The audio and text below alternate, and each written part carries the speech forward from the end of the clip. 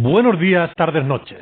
Hoy quería hacer algunos comentarios respecto a un vídeo que vi hace poco llamado Emmanuel Danan alecciona a un ateo. En este vídeo el presentador de un programa de radio llamado Emmanuel Danan tiene un pequeño debate contra un personaje bastante agresivo y maleducado respecto a la existencia de Dios. Antes que nada, quiero aclarar que no tengo nada contra Emmanuel Danan ni contra su programa y de hecho, aunque no lo conozco mucho, he visto algún vídeo suyo y me ha gustado. Y creo que coincido con él en algunas cosas. Pero en todo caso, evidentemente, este no es un vídeo para criticar a Emmanuel Danan como persona, sino para hacer una crítica a algunos de los argumentos que él emplea para defender la existencia de Dios, que es un tema que siempre he considerado interesante y además en este microdebate se abordan cuestiones que me gustaría analizar. El debate supuestamente es contra un ateo que llama al programa. Digo supuestamente porque he leído que en algunas ocasiones en este programa las llamadas están supuestamente preparadas y que los debates son falsos. No sé si esto es verdad o no, pero realmente no importa. Lo único que me interesa aquí son los argumentos que emplea Danan. Así que da igual si el ateo con el que debate es realmente un ateo o si solo está interpretando un papel. Es totalmente irrelevante. Aclarado todo esto y sin más preámbulos, empecemos. Roberto. Hola, buenas noches. Sí, ¿cómo estás, Roberto? Bien. Decime, vos sos uno de esos ignorantes que en pleno siglo XXI creen en Dios, ¿no? Tan ignorante como Francis Collins, sí. Bueno, no sé quién es, pero no me importa. El padre del genoma humano, simplemente. Nada más. Sí, bueno, me chupa un huevo. A ver, probame que Dios existe, a ver. ¿Cómo? Probame que Dios existe, a ver. ¿Vos querés que yo responda a la incógnita más grande de la historia del universo, así como así en un modesto espacio de internet, Roberto? Yo lo que quiero es que me des argumentos científicos de por qué Dios existe. Ok, el principio de causalidad podría ser un argumento científico, por ejemplo. ¿Sabes lo que es el principio de causalidad? No, pero explícame, a ver, vos que hablás como si supieras. No es algo muy difícil. El principio de causalidad es el principio que postula que todo evento debe tener una causa. ¿Ah, sí? Sí. De hecho, es inviolable. La única partícula que podría violar el principio de causalidad es el taquión y es una partícula hipotética. Así que yo diría que, no sé si entendés a dónde voy, pero que el principio de causalidad y el hecho de que el principio de causalidad sea inviolable es un buen argumento a favor del teísmo o del deísmo. Bien, aquí lo que propone Danan plantea varios problemas. El primero es que apela a un principio de causalidad, según el cual, y cito sus palabras, todo evento tiene una causa. Bien, pues esto que Danan presenta como un supuesto principio inviolable, realmente no está demostrado en absoluto que lo sea. Lo único que nos da un leve indicio de que quizás en el universo todos los eventos tienen una causa, es la observación de que efectivamente muchos eventos parecen tener una causa. Es decir, que observamos que muchos eventos parecen estar siempre precedidos de otros eventos. Y deducimos que en estos casos hay una relación causa-efecto entre los eventos que acontecen antes y los que acontecen después.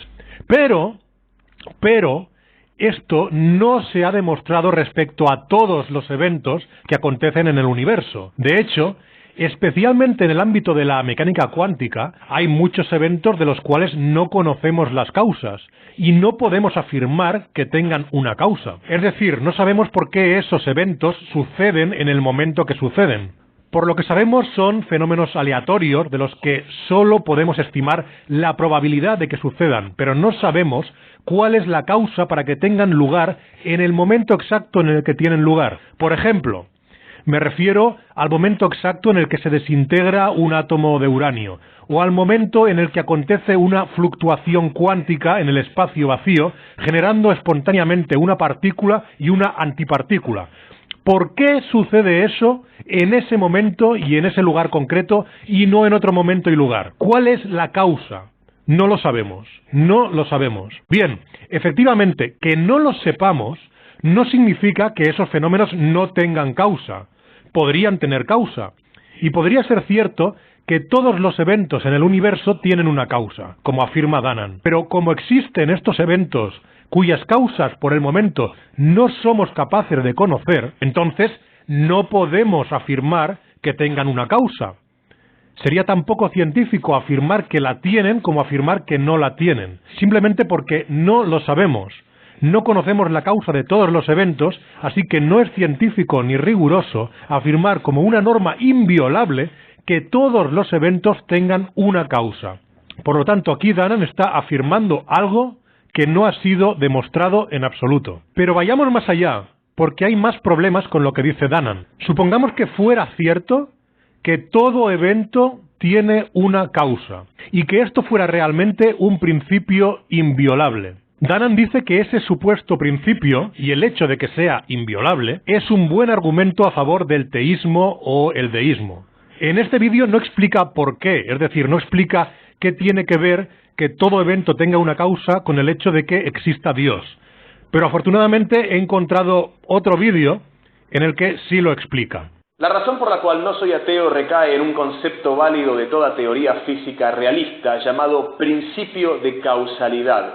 Lo que el principio de causalidad afirma es que todo evento tiene una causa. Existiría solamente una partícula teórica capaz de violar el principio de causalidad, pero justamente esta partícula llamada taquión es teórica, es hipotética. El principio de causalidad, hasta el día de hoy, tal y como sabemos, es inviolable. El principio de causalidad no se viola. Todo evento indefectiblemente tiene una causa y el universo mismo es el efecto de una causa, ya que el principio de causación es inviolable. Bien, entonces Danan parte de ese principio de causalidad que yo no acepto por lo que he explicado, pero que vamos a suponer que fuera cierto.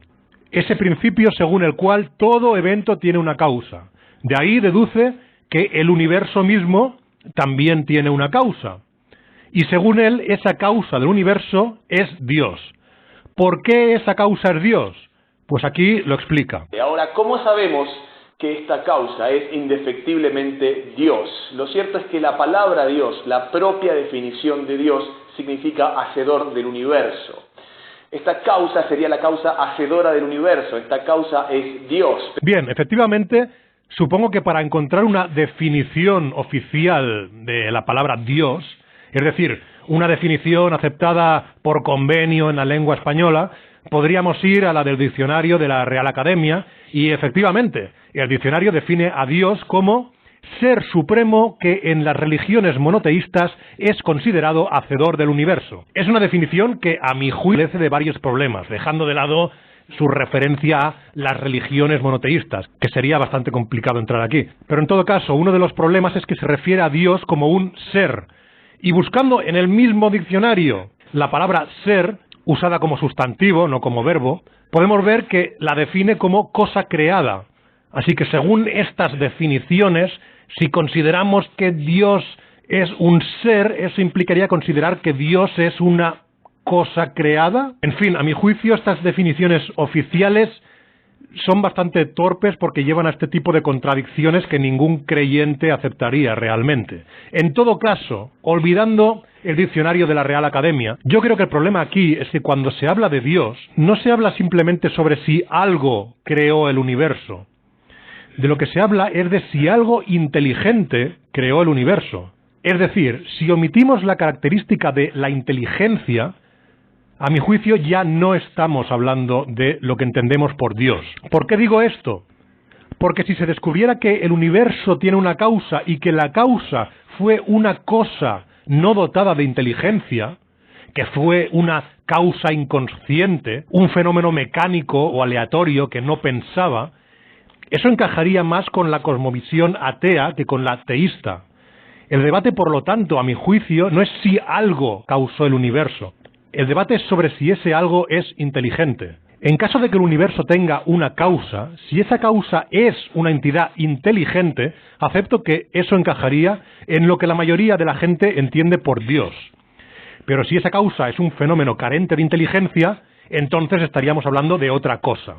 Bien, llegados a este punto, en resumen, Danan ha afirmado dos cosas con las que no estoy de acuerdo en absoluto. Primero, ha afirmado que existe un principio de causalidad inviolable por el que todo evento tiene una causa. Y yo digo que este principio no ha sido demostrado, así que no puedo aceptarlo como válido. Y, en segundo lugar, Danan ha afirmado que, en base a este principio, el propio universo tiene una causa y que, por definición, esa causa es lo que llamamos Dios. Esto tampoco lo acepto porque para hablar de lo que todos entendemos como Dios, tenemos que hablar de algo que, además de haber causado el universo, sea un ente inteligente. Y Danan no ha explicado por qué la supuesta causa del universo tendría que ser necesariamente un ente inteligente. Aclarado esto, vamos a la siguiente cuestión, porque aquí la cosa se complica. Y si es inviolable, ¿quién creó a Dios? ¿Genio? No, campeón, las leyes de la física, hasta donde sabemos, son universales. Al menos según lo que saben eminencias como Paul William Davis. Obviamente el creador del universo, la fuerza creadora del universo tendría que ser un agente externo al universo, por ende no necesariamente tiene que regirse por las leyes universales. No sé si me explico. Claro, o sea que las leyes físicas existen cuando te convienen. No, las leyes físicas son universales. Vos me estás pidiendo una opinión sobre un agente externo al universo. A ver, si vos, maestro, armás un muñequito de plastilina y palitos, ¿te vas a regir por las leyes de la plastilina y los palitos o vas a seguir siendo un ser humano? Bien, la pregunta es clara. Si el principio de causalidad dice que todo tiene una causa, entonces, ¿cuál es la causa de Dios? La respuesta de Danan es que Dios no tiene por qué tener una causa, ya que ese principio inviolable de causalidad al que Danan apelaba se aplicaría solamente dentro del universo. Y Dios está fuera del universo, así que Dios no queda afectado por el principio y no tiene por qué tener una causa. Ahora, ¿qué nos hace pensar que esta causa, este Dios, no fue a su vez creado por otra causa? Lo cierto es que justamente el principio de causalidad lo conocemos dentro de lo que es nuestro universo, el universo conocido, el universo que podemos observar. El tiempo y el espacio, tal y como los conocemos, nacen con lo que llamamos gran explosión. Es decir, este Dios, esta causa creadora, sería un agente externo e independiente del universo, por lo cual no tiene por qué responder a los parámetros del universo, no tiene por qué responder a las leyes del universo que nacen a partir de la teoría de lo que conocemos como teoría de la gran explosión. Bien, aquí Danan, sin darse cuenta, va en contra de su primer argumento, porque si aquí tenemos el universo, dentro del cual Danan afirma que todos los eventos tienen una causa. Después, en base a ese principio de causalidad, Danan dice que el universo tiene una causa, y dice que esa causa es Dios. Y Danan pone a Dios fuera del universo. Y cuando el ateo le pregunta cuál es la causa de Dios, él dice que Dios no necesita causa porque está fuera del universo, y el principio de causalidad es solo aplicable dentro del universo. Pero Danan no se da cuenta de que al decir que el principio de causalidad solo sería aplicable dentro de los confines del universo, eso no solo hace que deje de ser aplicable respecto a la supuesta causa de Dios, sino también respecto a la supuesta causa del universo, ya que, como el propio Danan dice, esta sería también externa al universo. Es decir, si el principio de causalidad solo se aplica dentro del universo, entonces el principio no requiere una causa externa para el propio universo. El universo no tiene por qué tener causa, ya que ese supuesto principio de causalidad solo funcionaría, que nosotros sepamos, dentro del propio universo. Todo esto que estoy diciendo, obviamente, lo digo aceptando las normas de juego que propone aquí Danan. No es que yo acepte que esas normas son válidas, porque como ya he dicho, no acepto que el principio de causalidad sea inviolable, ni que en caso de que lo sea, la causa del universo tenga que ser necesariamente la entidad inteligente que definimos como Dios. Pero incluso aceptando esas normas de juego, como vemos, hay problemas. Otro problema un poco más complejo es el de aceptar que pueda existir algo fuera del universo. La definición convencionalmente aceptada de la palabra universo es conjunto de todo lo que existe. Así que por lógica formal, y tomando como base esta definición de la palabra, si algo existe, ese algo necesariamente pertenece al universo. Por lo que si alguien afirma que Dios existe, que es lo que afirma cualquier creyente, entonces Dios pertenece al universo, ya que pertenece al conjunto de cosas que existen. Evidentemente, esta definición chocaría con la definición de Dios como hacedor o creador del universo. Sería una contradicción lógica que Dios sea el creador del universo y al mismo tiempo pertenezca al universo, porque eso implicaría que al crear el universo y todo lo que contiene, Dios se habría creado también a sí mismo. Y eso es lógicamente imposible, porque para crearse a sí mismo, Dios debería existir antes de empezar a existir. Y bueno, no hace falta que explique por qué es imposible existir antes de existir. Cualquiera entiende esta contradicción lógica. Alguien podría decirme que con estos razonamientos lógicos solo estoy jugando con las definiciones que el diccionario le da a la palabra Dios y a la palabra universo. Y puede ser, pero entonces había que redefinir estos conceptos, darle nuevas definiciones a estas palabras, de manera que entre ellas no se produzcan contradicciones lógicas. Pero el debate continúa. Está bien, dale, maestro, mostrame tu contraparte, dame tu contraargumento, amante de las ciencias. ¿Mi contraparte? No, escuchame una cosa, pedazo de animal. Yo no tengo que probar que Dios no existe. No Los negativos, para tu información, no se prueban. Ok, primero sí puedes probar un negativo fácilmente. Yo te puedo demostrar que los dinosaurios no existen simplemente recurriendo a ciencia muy sencilla. Bien, en este punto yo considero que los dos están equivocados. Por una parte, el ateo está equivocado cuando dice que los negativos no se prueban. Efectivamente, como bien le dice Danan, los negativos sí pueden probarse, por lo menos con el mismo grado de evidencia empírica que permite probar enunciados afirmativos. Por ejemplo, se puede probar fácilmente la aseveración de que yo no soy rubio. Para probarlo, basta con mirarme y constatar que mi cabello no es rubio. Así de fácil, muy fácilmente, habremos probado de manera fehaciente un enunciado negativo. Lo que el ateo tal vez pretendía decir es que es muy difícil probar que algo no existe, mientras suele ser mucho más fácil probar que algo sí existe. Y ese es el motivo por el que la carga de la prueba tiende a atribuirse a quien afirma que algo existe y no a quien niega que algo existe. Y esto sí es cierto. Por ejemplo, si una persona afirma que existen los unicornios y otra persona niega que existen los unicornios, la persona que lo afirma, para probar que existen los unicornios, solo tendrá que mostrarnos un unicornio. Si nos lo muestra, habrá demostrado que los unicornios existen. En cambio, el que lo niega, para probar que los unicornios no existen, de modo que quede absolutamente probado, ¿cómo podría hacerlo? Tendríamos que recorrer con él todo el universo y demostrarnos que en ningún rincón de todo el universo hay un unicornio. Y mientras no lo haga, no podrá demostrar totalmente que los unicornios no existen. Por eso no entiendo bien por qué Danan dice que él podría demostrar fácilmente, mediante ciencia sencilla, que los dinosaurios no existen. Evidentemente, como no le piden que haga esa demostración, no la hace. Pero yo entiendo que no puede hacerla. No puede demostrar que los dinosaurios no existen. Él, en todo caso, puede tener los mismos indicios que puedo tener yo o cualquier persona de que los dinosaurios son unos animales que existieron hace 65 millones de años y que, por lo que sabemos, se extinguieron a finales del Cretácico. Pero realmente no podemos probar fehacientemente, sin ningún género de duda, que actualmente no haya ningún dinosaurio en ningún sitio.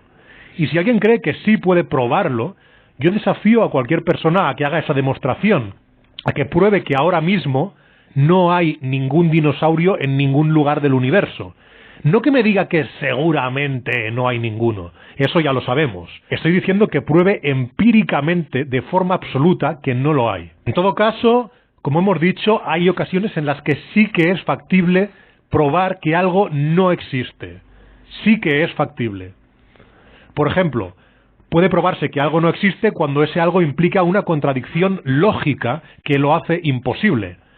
Por poner un ejemplo muy fácil, puede probarse que no existe ningún triángulo de 4 lados. Y no es necesario que recorramos todo el universo para constatar que en ningún rincón del universo se esconde ningún triángulo de 4 lados. Ya sabemos que no hay ninguno, porque es imposible que existan. Es imposible por definición. Si es un triángulo, no puede tener 4 lados. Si tiene 4 lados, no es un triángulo. Evidentemente, el caso del triángulo de 4 lados es una contradicción lógica demasiado obvia.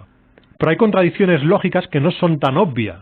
Por ejemplo, tampoco existe en ningún lugar del universo un decaedro regular. Es decir, no existe en ningún lugar del universo un poliedro de 10 caras que sean todas iguales, porque esa construcción es imposible. Y esto ya no resulta tan obvio ni tan evidente. Y volviendo al tema de Dios, es imposible que, como hemos dicho antes, si definimos el universo como todo lo que existe y definimos a Dios como creador del universo, es imposible que Dios exista por la contradicción lógica que hemos indicado antes.